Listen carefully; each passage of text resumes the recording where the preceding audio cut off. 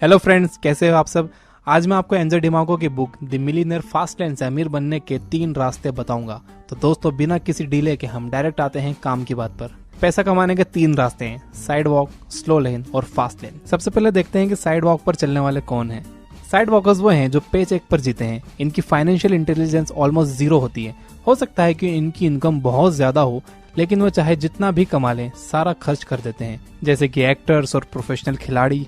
Side walkers के साथ problem यह है कि अगर किसी वजह से इन्हें काम मिलना बंद होता है तो इनकी इनकम भी कम्प्लीटली बंद हो जाती है और ये सड़क पर आ जाते हैं, क्योंकि इन्हें कोई दूसरा काम करना भी नहीं आता। इसीलिए कई बार आपने न्यूज में सुना होगा कि पुराने जमाने के एक्टर की गरीबी में मौत या नेशनल लेवल चैंपियन की माली हालत खराब। सेकंड रास्ता है स्लो लेन, जिस पर मैक्सिमम लोग चल रहे हैं, और ये रास्ता कुछ ऐसा है। अच्छी एजुकेशन लो, अच्छा जॉब करो, 50 साल तक हार्डवर्क करते हुए अपनी सैलरी में से पैसा बचाओ और 6.5% एनुअल रिटर्न की उम्मीद पर उसे इन्वेस्ट करो। एंड फाइनली जब आप 65 इयर्स के हो जाओगे, ऑफ कोर्स अगर आप जिंदा रहे तो, तब व्हील चेयर पर आप अपनी सेविंग्स पर ऐश कर सकते हो। सैडली ज्यादातर लोगों के लिए यही सबसे अच्छा रास्ता है।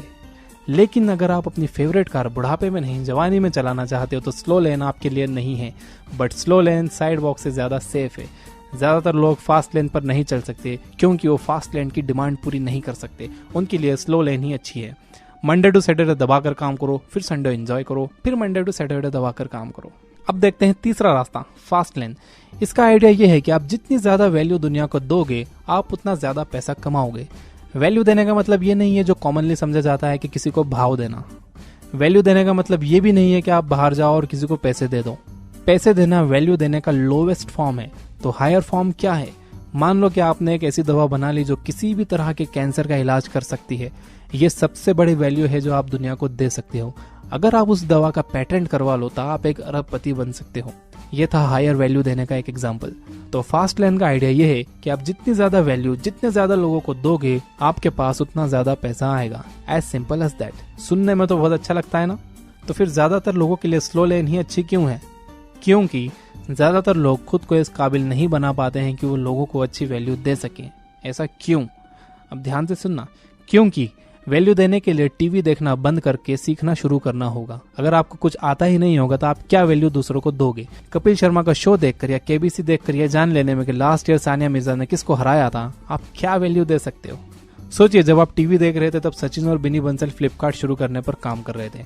जब आप ऑरकुट पर टाइम पास कर रहे थे तब संदीप महेश्वरी इमेजेस बाजार डेवलप कर रहे थे। एंड जब आप किसी न्यूज चैनल पर देख रहे थे कि 2000 के नोट्स में नैनो जीपीएस लगा हुआ है, तब कोई और स्मार्ट बन रहा था और दुनिया को वैल्यू देने की तैयारी कर रहा था। मैं भी बहुत टीवी देखता था, लेकिन जब मैंने टीवी देखना बंद किया और बुक्स पढ़ना स्टार्ट किया तो इससे यह हुआ कि आज मैं करीब 4 लाख लोगों को वैल्यू दे रहा हूँ, जिसके बदले मुझे इतना मिल रहा है कि जो किसी भी 9 to 5 जॉब में नहीं मिल सकता। और ये कंटिन्यूअसली बढ़ रहा है। सैलरी कंटिन्यूअसली नहीं बढ़ती, लेकिन बिजनेस बढ़ाने की कोई लिमिट नहीं है। आप बिजनेस कुछ महीनों में इजीली डबल कर सकते हो, लेकिन सैलरी डबल नहीं कर सकते। तो कॉन्सेप्ट आपको समझ आ गया होगा। जितनी ज्यादा वैल्यू आप जितने ज्यादा लोगों को दोगे, उतना ज्यादा पैसा आपको मिलेगा। इसी वजह से बिल गेट्स दुनिया के सबसे अमीर इंसान है।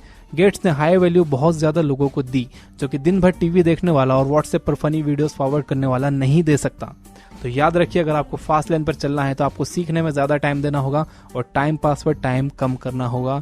That's it.